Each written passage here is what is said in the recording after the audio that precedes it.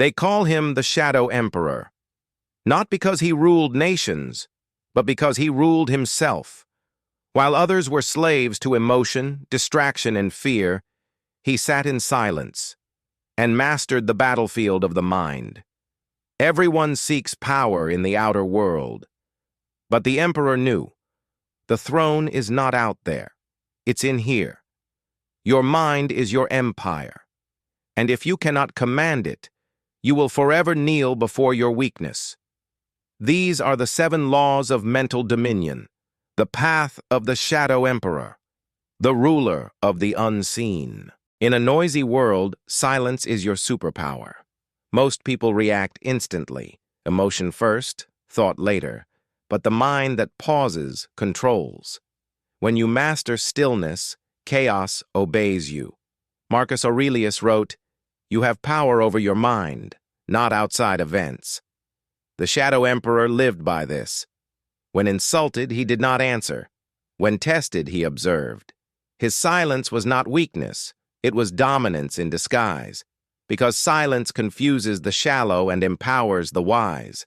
Emotion is energy. If you cannot master it, it masters you. Every empire that fell began with emotion, pride, anger, greed. But those who learned control built legacies that time could not erase. Science agrees. The prefrontal cortex, the seat of reason, shuts down when emotion takes over. That's why calm minds win wars, build businesses, and survive storms. The Shadow Emperor did not feel less. He simply refused to be ruled by feeling.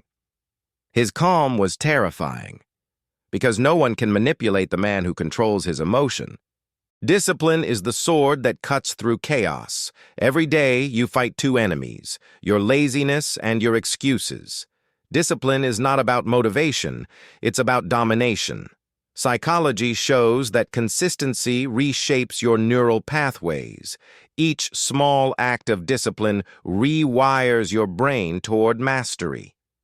The emperor woke before dawn, not because he had to, but because he refused to be a servant to comfort.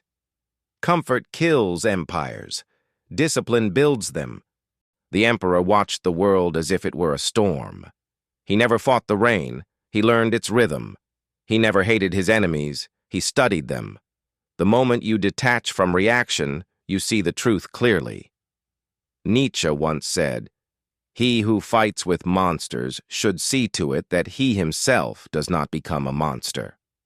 Observation is protection. It turns emotion into intelligence.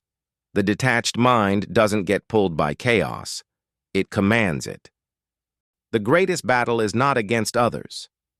It's against illusion. The Shadow Emperor faced his own darkness every day. He saw his fear, his envy, his weakness, and he did not look away. That is shadow work, to stare into your flaws until they lose power. The weak hide behind lies. The strong expose their own shadow and shape it into strength, because you can't conquer what you won't confront.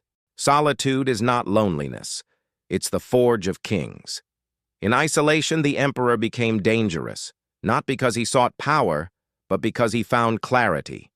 History's greatest minds, Marcus Aurelius, Seneca, Machiavelli, all spent their best years in silence and solitude. When you are alone, you hear your true thoughts. When you are silent, your vision becomes sharp. The emperor said, "If you can't rule yourself when no one is watching, you don't deserve to rule when they are." True power is not dominance over others. It's mastery over self. You can conquer cities and lose your soul. You can win arguments and lose your peace. The Shadow Emperor ruled nothing external, yet everything obeyed him, because he ruled his thoughts, his habits, his emotions, his focus. When your mind obeys your command, your reality follows.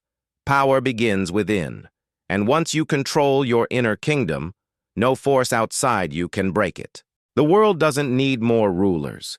It needs more masters of the self. Be the Shadow Emperor of your own mind. Rule your emotions, rule your reactions, rule your habits, because the moment you command your thoughts, you command your destiny. And that is mental dominion.